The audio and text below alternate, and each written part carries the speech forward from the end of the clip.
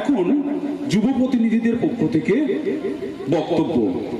বক্তব্য রাখবেন স্নিগ্ধা পাঁজা।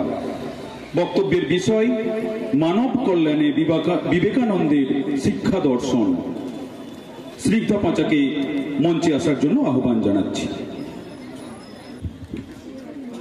শ্রী শ্রী ঠাকুর, মা ও স্বামীজির চরণে আমার ভক্তিপূর্ণ প্রণাম জানিয়ে আমি আমার বক্তব্য শুরু করছি। আমার বক্তব্যের বিষয় মানব কল্যাণে বিবেকানন্দের শিক্ষা দর্শন। স্বামীজি জানতেন, সমাজের উন্নতি ঘটাতে ও মানব সভ্যতাকে সঠিক পথে এগিয়ে নিয়ে যেতে শিক্ষার ভূমিকা খুব গুরুত্বপূর্ণ। তার ভাষায়, মানুষের মধ্যে যে পরিপূর্ণতা প্রথম থেকেই নিহিত আছে, তার পূর্ণ বিকাশই শিক্ষা। Education is the manifestation of perfection already in man.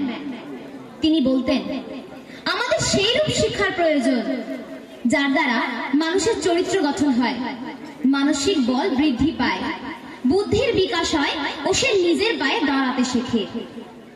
সারা পৃথিবী এখন এক মানসিক, সামাজিক, অর্থনৈতিক সংকটের কবলে। জীবনে নানাবিধ সমস্যা ও জটিলতা ক্রমান্বয়ে বৃদ্ধি পাচ্ছে। সনাতন মূল্যবোধের ভাঙনের সঙ্গে সঙ্গে বিশ্বে করাল সন্ত্রাসবাদ, উগ্র জাতীয়তাবাদ, মৌলবাদ ইত্যাদি মাথাচাড়া দিয়ে উঠেছে। রাষ্ট্রের সঙ্গে রাষ্ট্রের যুদ্ধ, গৃহযুদ্ধ ইত্যাদি রাজনৈতিক ক্ষেত্রকে অশান্ত করে তুলেছে। সূক্ষ্ম স্তরে সনাতন মূল্যবোধের অভাবে পারিবারিক বিপর্যয়, অর্থ এবং ক্ষমতার প্রতি অদম্য লোভ, মানসিক শান্তি ও স্থৈর্যের অভাবে নানাবিধ মানসিক ও শারীরিক ব্যাধি মানুষকে আঘাত করছে।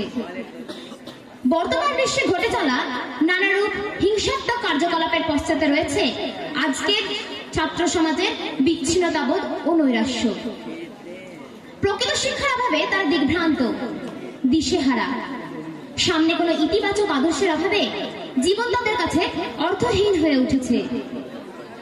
ব্যক্তিগত, সামাজিক ও জাতীয় জীবনে ক্রমবর্ধমান নৈতিক মূল্যবোধের অবনতি ও অবক্ষয় তাদের ক্রমবর্ধমান ধ্বংসাত্মক পথে ঠেলে দিচ্ছে। একদিকে লোভ, দুর্নীতি, ঘৃণা এবং অন্যদিকে বিভিন্ন বিভেদকামী শক্তি। সমগ্র বিচ্ছিন্নতাবাদ মানুষের উপর গভীরভাবে প্রভাব ফেলেছে। শিক্ষা ব্যবস্থা সমগ্র বিশ্বে আজ আদর্শচ্যুত, তার নির্দিষ্ট কোনো গতিপথ নেই।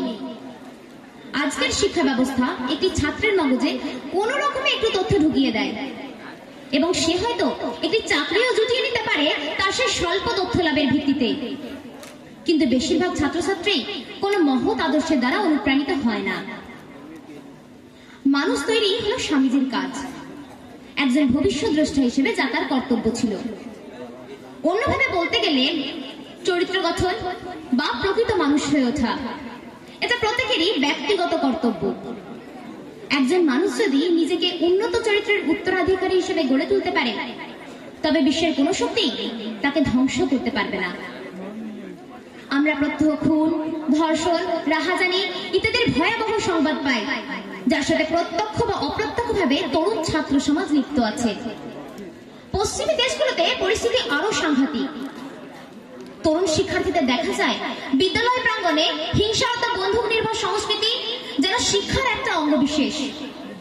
দেখা যায় মার্কিন যুক্তরাষ্ট্র, জাপান, সুইডেন এবং অন্যান্য উন্নত দেশে 50% অধিক ছাত্রের মৃত্যুঘাতে আত্মহত্যা বা পূর্ব প্রকল্পিত কোনো দুর্ঘটনা থেকে। ইংল্যান্ডের অবস্থাও অনুরূপ। এক বিখ্যাত মনস্তত্ত্ববিদ আরডি লেইং এর মতে, আজকের দিনে ইংল্যান্ডে জন্ম হওয়া একটি শিশুর বিশ্ববিদ্যালয়ের থেকে একটি মনোবিকার রোগের হাসপাতালে ভর্তি হওয়ার সম্ভাবনা 10 গুণ বেশি। এর থেকে এটাই প্রমাণিত হচ্ছে যে আমরা আমাদের শিশুদের সত্যিকারের সুস্থ শিক্ষার পরিবর্তে তাদের উন্মাদনার দিকে ঠেলে দিচ্ছি। আমরা হয়তো তাদের এমন ভাবে শিক্ষিত করে তুলছি যা তাদের মানসিক ভারসাম্য রাখতে সাহায্য করছে না। বর্তমানে এরকম ঘটনা আমাদের দেশেও বিরল নয়।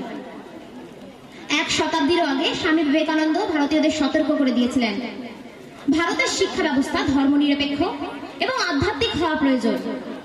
সেরকম না হলে জাতির মুক্তি নেই। বস্তুবাদের সংশ্লিষ্ট দুঃখ যাতনা কখনোই বস্তুবাদ দ্বারা নির্মূল করা যেতে পারে না। Materialism and all its miseries can never be conquered by materialism. Swamiji বলেছেন, আজকের যে শিক্ষা তোমরা পাচ্ছ তার কিছু ভালো গুণ আছে, কিন্তু এর অসুবিধা এতটাই বেশি যে তাতে গুণগুলো ঢাকা পড়ে যাচ্ছে। প্রথমত, এটি মানুষ করতে সাহায্য করে না। সর্বাঙ্গীনভাবে এটি একটি নেতিবাচক শিক্ষা। নেতিবাচক শিক্ষা বা যে কোনো রকম নেতিবাচক অনুশীলন মৃত্যুর চাইতেও ভয়ঙ্কর।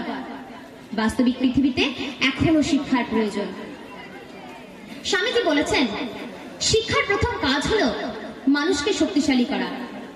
শিক্ষার প্রধান আদর্শ হলো মানুষের ব্যক্তিত্বের বিকাশ। তিনি মনে করতেন শিক্ষা তিনটি জিনিসের যোগান দেবে।